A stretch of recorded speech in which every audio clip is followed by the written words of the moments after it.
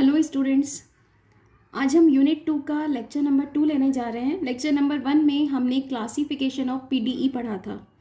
यहाँ पर अब हम पीडीई के सॉल्यूशन पढ़ रहे हैं bye using separation of variables. Question इसके थोड़े से लेंदी हैं, इसीलिए क्वेश्चन का वेटेज 10 मार्क्स रहता है और हमेशा अक्सर एक ना एक क्वेश्चन इस टॉपिक से पूछ लिया जाता है यूनिट 2 में सेपरेशन ऑफ वेरिएबल्स का। तो सबसे पहले इस यूनिट 2 का जो मेन पार्ट है वो है आपको ये मेथड अप्लाई करना आना चाहिए, क्योंकि यूनिट 2 के आगे जितने भी टॉपिक्स हैं वो सभी सेपरेशन ऑफ वेरिएबल पर डिपेंड हैं। तो इस वीडियो को बहुत ध्यान से देखिएगा और इस मेथड को सीखने की कोशिश करिएगा कि इस मेथड में हम काम कैसे करते हैं।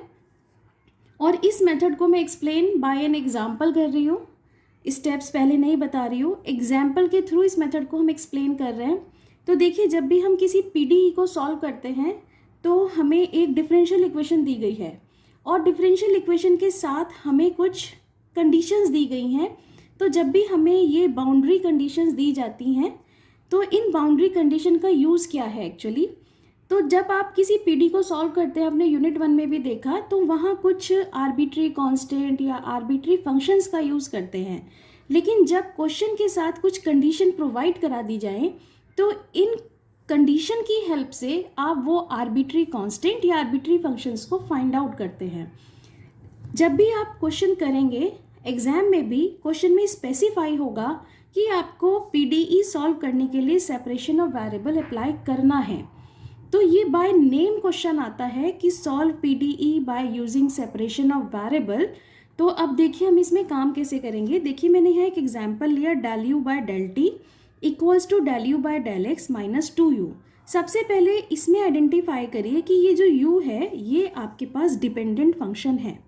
अब ये जो डिपेंडेंट फंक्शन है ये किस पर डिपेंड करता है, यहाँ से पता चल गया कि किसके रेस्पेक्ट में डेरिवेटिव्स हैं, x और t के रेस्पेक्ट में है, meaning u is a function of x and t। तो हर क्वेश्चन को देखकर सबसे पहले तो आपको ये टर्म आइडेंटिफाई करनी है। अब देखिए, बाउंड्री कंडीशन पढ़ना सिखा रही हूँ। ux, 0 मीनिंग t के प्लेस पर आप क्या पुट करेंगे जब आपका सॉल्यूशन आ जाएगा 0। तो जैसे ही आप t के प्लेस पर 0 पुट करेंगे, u की वैल्यू उसने दी है 10 e raise to the power -x minus 6 e raise to the power -4x। तो देखिए, फर्स्ट स्टेप में हम क्या कर रहे हैं, हम u को लेंगे, u is a function of, अब यहाँ से पता चल गया x का और t का फंक्शन है, तो हम ले लेते हैं capital X is a function of small x and capital T is a function of small t। Meaning जो भी डिपेंडेंट वेरिएबल है is a product of two functions. First function है कैपिटल X और सेकंड फंक्शन है capital T। Capital X single variable का function है, capital T भी single variable small t का फंक्शन है। तो जब भी आप स्टार्टिंग करें तो वही लिखें, u is a function of या u is a product of two function, first is x, second is t। अब क्वेश्चन के अकॉर्डिंग चलना है, यहाँ डालते हैं इक्वेशन नंबर 1। अब देखिए, क्वेश्चन में है del u by del t, meaning जो आपने लेट किया है फंक्शन इसको डिफरेंशिएट कर लो with respect to t. So differentiate equation 1 with respect to t, small t, x as a constant. तो x एज ए कॉन्स्टेंट रहते हुए ट्रीट करते हैं, del u by del t. अब विद रिस्पेक्ट टू t कर रहे हो तो x तो कांस्टेंट आ गया, डेरिवेटिव किसका आएगा, कैपिटल T का। तो derivative of capital T with respect to small t, dt by dt। तो इन शॉर्ट हम इसे ऐसे भी लिख सकते हैं एक्स टी डैश। अब इसी तरीके से निकालती हूँ क्वेश्चन में, अब चाहिए del u upon del x. So अब आप डिफरेंशिएट कर रहे हैं equation 1 with respect to x, t as a constant की तरह ट्रीट करेंगे t को। तो करते differentiate del u upon del x with respect to x, t तो कांस्टेंट आ गया, x का डेरिवेटिव, कैपिटल X का डेरिवेटिव किसके रेस्पेक्ट में, स्मॉल x के रेस्पेक्ट में, dx। इन शॉर्ट इस ये नोटेशन दे दिया tx डैश। अब आपने सारी वैल्यू आपके पास है, आप अपना इक्वेशन लीजिए जो क्वेश्चन दिया है और इसमें सारी वैल्यू पुट करते जाइए। तो गिवन क्वेश्चन पर आते हैं, फर्स्ट टर्म है del u upon del t. तो del u upon del t की वैल्यू आपके पास आ गई, यहाँ मैं डाल देती हूँ, इसको मैंने कहा इक्वेशन A। और इक्वेशन नंबर ए में हम पुट करने जा रहे हैं ऑल वैल्यूज़। तो देखिए क्या वैल्यू आपको मिलेगी, आपको वैल्यू मिल गई del u upon del t, this is x t dash, this is equals to del u upon del x meaning t x dash minus का 2xt। ये आपने इक्वेशन में जो थी इक्वेशन क्वेश्चन में एज इट इज पुट किया। अब question में देखो सॉल्यूशन क्या लेट किया, सॉल्यूशन लेट किया xt। तो जो सॉल्यूशन लेट किया उससे डिवाइड कर दो इस कंप्लीट इक्वेशन को। सो डिवाइड बाय xt, जो भी सॉल्यूशन लेट किया होगा ईच एंड एवरी क्वेश्चन में यही प्रोसीजर फॉलो करना है। तो आपको जब वैल्यू पुट कर ले तो डिवाइड किससे कर देना, सॉल्यूशन से। तो देखो क्या बनेगा, x t dash upon x t, this is equals to t x dash upon x t minus का 2xt अपॉन एक्स टी से एक्स टी कैंसिल, टी से टी कैंसिल, एक्स से एक्स कैंसिल। तो एक डिफरेंशियल इक्वेशन बन के आ गई t dash upon t equals to x dash upon x minus का 2। ये एक डिफरेंशियल इक्वेशन ये बन के आ गया दिस।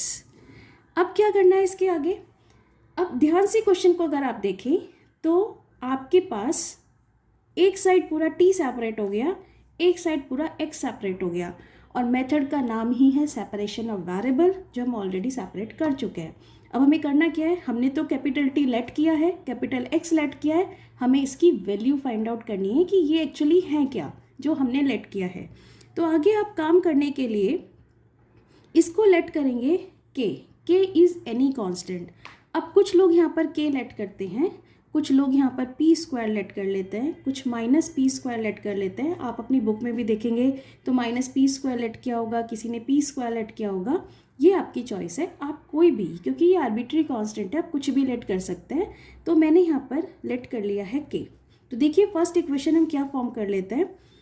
तो फर्स्ट इक्वेशन मेरे पास आ गया। अब हम क्या सेलेक्ट कर रहे हैं, दिस एंड दिस, ये हमने सेलेक्ट किया। तो मेरे पास इक्वेशन क्या बनेगी, मेरे पास बन गया t dash upon t, this is equals to k. So this is t dash equals to k into t. अब टी डैश क्या था याद दिलाती हूँ, टी डैश था derivative of capital t with respect to small t, जिसे मैंने t dash लिखा था, this is equals to k T.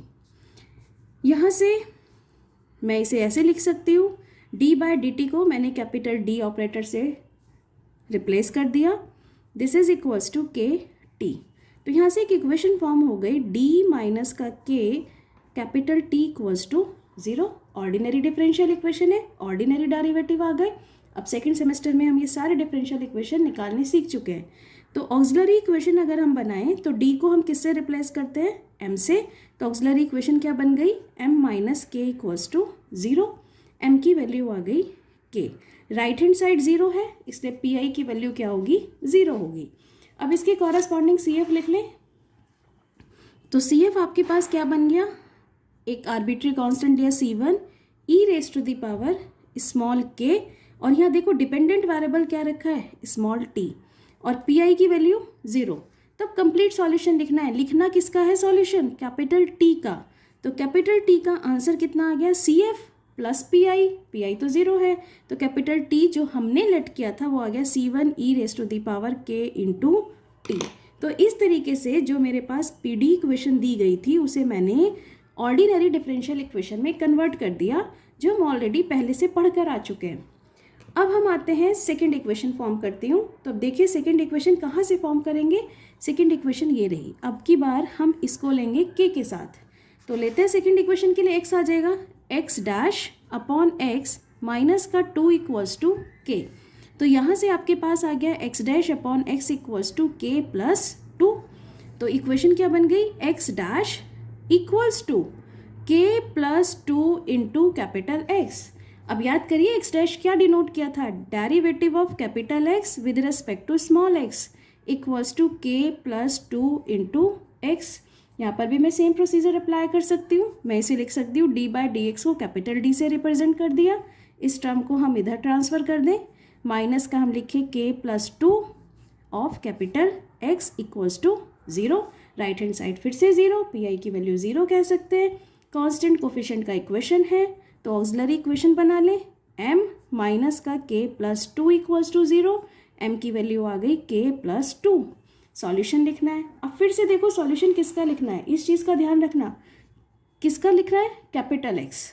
So capital X equals to C F plus P आई।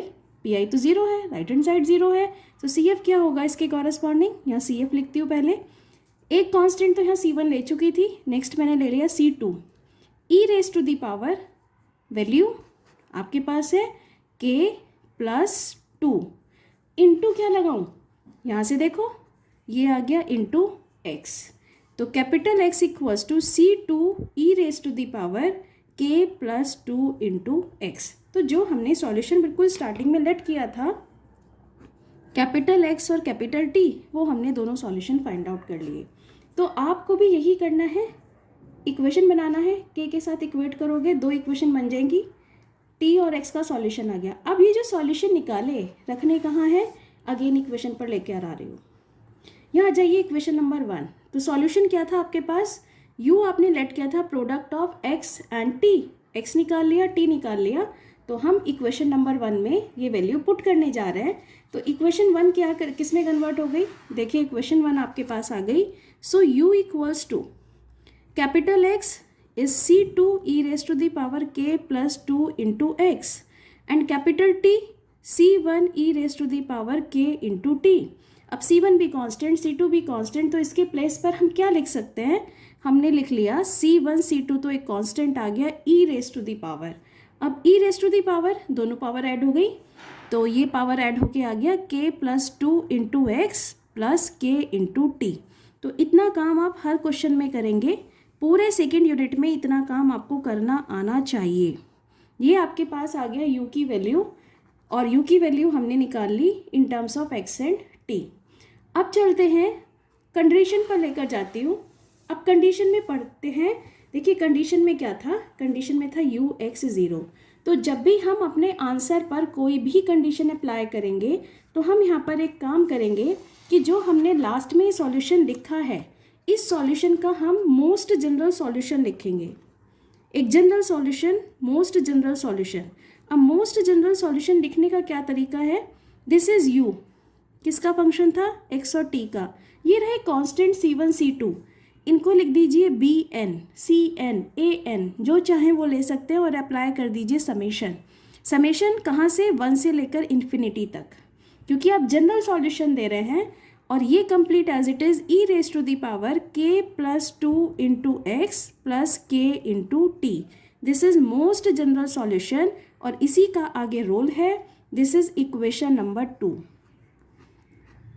अब इस पर कंडीशन अप्लाई करना सिखा रहे हैं, तो इस पर कंडीशन अप्लाई करने का देखिए तरीका कि किस तरीके से आप इस पर कंडीशन अप्लाई करेंगे। तो यहाँ पर फर्स्ट कंडीशन अगर आपको याद हो तो हमने कंडीशन क्या ली थी, हमारे पास कंडीशन थी, क्वेश्चन में हमें कंडीशन दी गई है UX 0 this is equals to 10 e raise to the power minus x minus 6 e raise to the power minus 4x। ये कंडीशन गिवन है क्वेश्चन के अंदर। अब आइए अपने सॉल्यूशन पर, इक्वेशन नंबर 2। अब इस कंडीशन को पढ़ना सिखाया था, ज़ीरो किसको डिनोट करता है, इसका मीनिंग t की वैल्यू क्या पुट करनी है सॉल्यूशन में, 0। तो इक्वेशन नंबर 2 में put t equals to 0 in equation 2, क्योंकि ये ही मेरा सॉल्यूशन है। तो करते हैं इसमें हम पुट इक्वेशन 2 में, तो देखिए क्या वैल्यू मिलेगी। सो UX 0 यहाँ पर है, t की जगह 0 रखा, this is equals to summation BN। चलिए आगे, e raise to the power K plus 2 into x, K plus 2 into x and T is 0, ये 0 हो गया, ये आ गया आपके पास सॉल्यूशन। अब यहाँ पर क्वेश्चन में देखिए कंडीशन क्या गिवन है, कंडीशन गिवन है कि UX 0 ये है, तो UX 0 की वैल्यू पुट करते हैं, तो UX 0 आपके पास आ जाता है, this is 10 e raise to the power minus x minus का 6 e raise to the power minus का 4x। ये आपके पास वैल्यू आ गई जो क्वेश्चन में गिवन है। This is equals to summation BN e raise to the power K plus 2 into x, where n equals to 1 to infinity. अब देखिए यहाँ से आपको कुछ वैल्यू निकालनी है, x और t माना था वो निकाल चुके हो, रह क्या गया निकालने के लिए, जो लेट किया था वो है के और बी एन कांस्टेंट। तो जब भी इस तरह का कंपैरिजन करना हो तो दोनों साइड देखो, यहाँ भी एक्सपोनेंशियल है, यहाँ भी एक्सपोनेंशियल है, मीनिंग इजीली कंपैरिजन पॉसिबल है। अब कंपैरिजन करने के लिए समेशन को ओपन कर लो, n के प्लेस पर 1 रखोगे तो ये टर्म मिलेगी b1 e raise to the power k plus 2 into x plus, अब n के प्लेस पर 2 रखो तो b2 e raise to the power k plus 2 into x, फिर n के प्लेस पर 3 रखें तो b3 e raise to the power k plus 2 into x, up to so on infinity तक चलता जा रहा है। और लेफ्ट हैंड साइड है 10 e raise to the power minus x minus 6 e raise to the power minus 4x। देखो comparison बहुत easily possible है, कंपेयर करते हैं टर्म बाय टर्म। तो जब आप इसे कंपेयर करेंगे तो हम यहाँ पर देखिए फर्स्ट टर्म, ये आपके पास फर्स्ट टर्म, इसका कंपैरिजन इसकी फर्स्ट टर्म के साथ करते हैं। b1 this is equals to 10, तो आपको b1 की वैल्यू मिल जाती है 10 फर्स्ट टर्म की कंपैरिजन से। e raise to the power में पावर कंपेयर करिए, x का कोफिशिएंट, यहाँ x का कोफिशिएंट -1 इक्वल्स टू यहाँ x का coefficient k plus 2, so k की वैल्यू -3। तो आपके पास जब आप फर्स्ट टर्म लिखेंगे तो b1 की वैल्यू पुट करेंगे 10 और k1 की वैल्यू, k की वैल्यू आप पुट करेंगे -3। अब हम करते हैं सेकेंड टर्म का कंपैरिजन, सेकेंड टर्म और इसकी सेकेंड टर्म का कंपैरिजन कर रहे हैं। तो देखिए कोफिशिएंट b2 की वैल्यू -6, e की पावर कंपेयर करिए, e की पावर है -4x, सो x का कोफिशिएंट -4, यहाँ x का coefficient k plus 2, so k की वैल्यू -6। चलिए सेकेंड टर्म कंपेयर हो गई। अब मैं जाती हूँ b3 पर।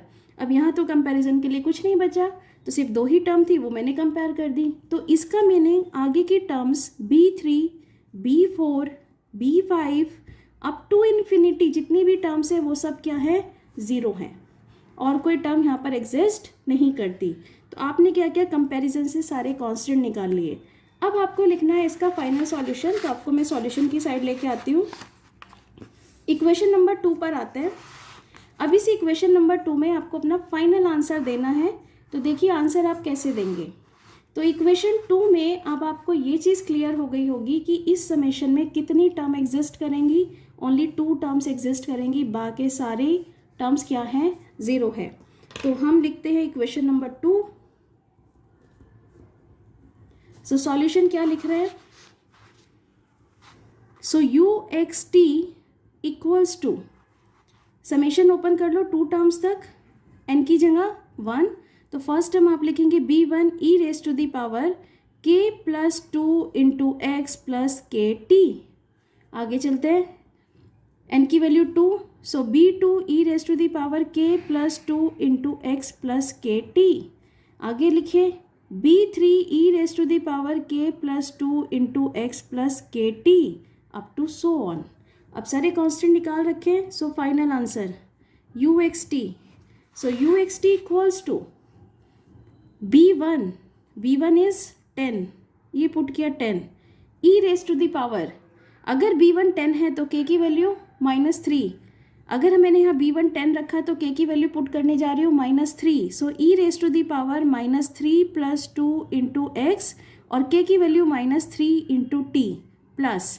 आगे चलते हैं b2 की वैल्यू हम निकाल चुके हैं -6, तो this is -6 e raise to the power, अगर b2 -6 है तो k की वैल्यू -6 है, तो यहाँ पर k की वैल्यू हम पुट करने जा रहे हैं -6, सो -6 plus 2 into x -6 into T. आगे चलिए b3 b4 b5, मीनिंग इसके आगे की सारी टर्म्स क्या है, 0। तो फाइनल आंसर में सिर्फ 2 ही टर्म एग्जिस्ट करती हैं। तो इसको सिंप्लीफाई करके लिख लीजिए बस आंसर में UXT equals to 10 e raise to the power, कितना रह गया, माइनस का x माइनस का 3t, माइनस का 6 e raise to the power, ये रहा माइनस का 4x माइनस का 6 into t. This is final answer by using separation of variable method.